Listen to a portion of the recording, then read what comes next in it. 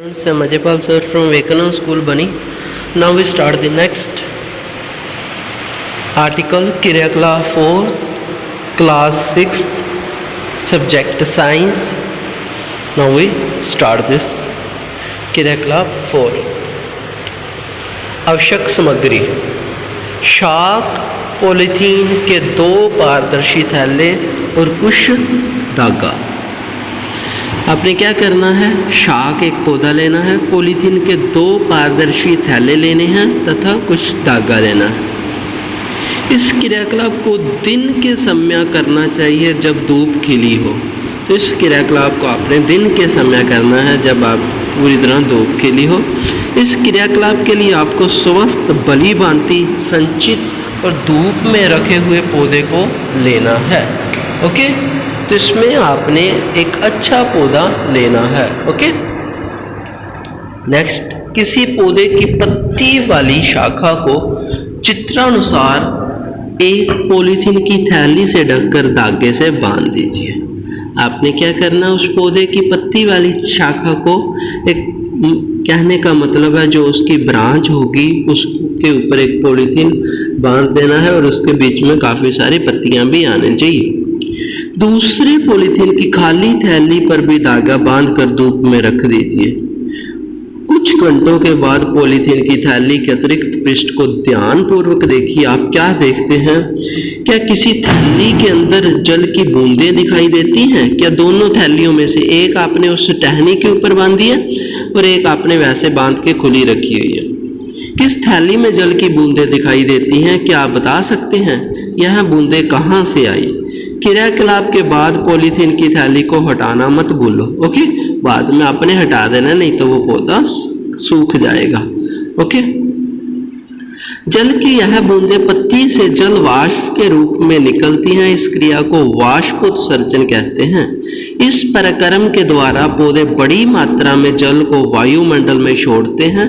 आप इसके विषय में अध्याय 14 में पढ़ेंगे। तो ये प्रोसेस होता है वाष्पोत्सर्जन। किसे बोलते हैं वाष्पोत्सर्जन? पत्तियों में से पानी की बूंदों का जल वाष्प के रूप में बाहर निकलना। हमने पत्तियों के ऊपर थैली को क्यों बांधा? क्या पौधों के वाष्पोत्सर्जन से निकली जल वाष्प को हम अन्यथा देख पाते हैं? अध्याय 5 के उन क्रियाकलापों के विषय में स्मरण कीजिए जिसमें जल विभिन्न अवस्थाओं में बदल जाता है।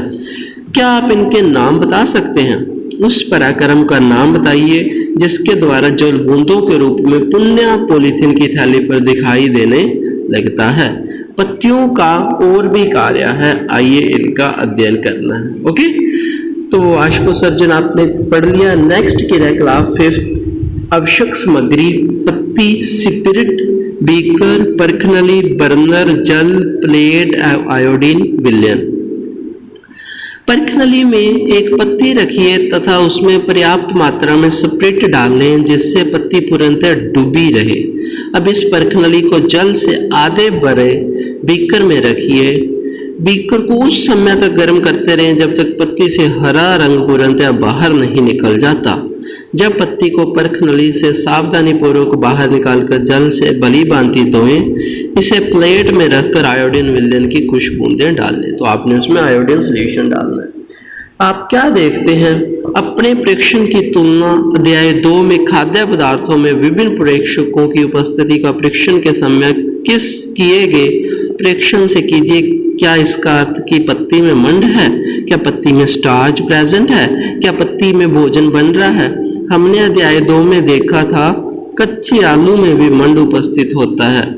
आलू में यह मंड पौधे के अन्य भाग से आकर एकत्रित हो जाता है, परंतु पत्तियां प्रकाश और हरे रंग के इस पदार्थ की उपस्थिति में अपना भोजन बनाती हैं। इस प्रक्रिया में जल एवं कार्बन डाइऑक्साइड का उपयोग करती हैं। तो आपको पता है ना पत्तियां अपना भोजन कैसे बनाती हैं? वो क्या करती हैं? जल लेती हैं, कार्बन डाइऑक्साइड लेती हैं, ओके, और अपना भोजन वो बना देती हैं in the presence of chlorophyll, जो उनकी पत्तियों के अंदर प्रेजेंट होती है। और इस प्रक्रम को, इस प्रोसेस को प्रकाश संश्लेषण कहते हैं। इस प्रक्रम में ऑक्सीजन निष्कासित होती है। पत्तियों द्वारा संश्लेषित भोजन अंततः पौधे के विभिन्न भागों में मंडल के रूप में संग्रहित हो जाता है। ओके, मंड के रूप में, स्टार्च के रूप में, कार्बोहाइड्रेट के रूप में पत्तियों के अंदर भोजन इकट्ठा होना शुरू हो जाता है। तब तक हमने जो क्रियाकलाप किए उनसे हमने देखा कि तना पत्ती को जल पहुंचाता है, पत्ती जल का उपयोग अपना भोजन बनाने के लिए करती है, पत्तियों से जल की कुछ मात्रा का वार स्ववाष्प उत्सर्जन द्वारा होता है। तो आपको पता है ना, पत्तियों में से जल निकल रहा था वाष्प उत्सर्जन, तो वो थोड़ा पानी कम हो जाता है पत्ती के अंदर और भोजन भी पत्ती बनाती है। तने और पत्ती को जल कैसे प्राप्त होता है, ये कार्य जड़ें करती हैं। तो जड़ें के बारे में हम नेक्स्ट पढ़ेंगे। आज आपने इतना ही करना है, आपको जितना करवाया गया है उसको आप अच्छे से पढ़ें, उसके अंदर से जितने क्वेश्चन बन रहे हैं आप उनको क्वेश्चन को बनाएं। I hope you understand this concept. Take care, stay home, stay safe, bye.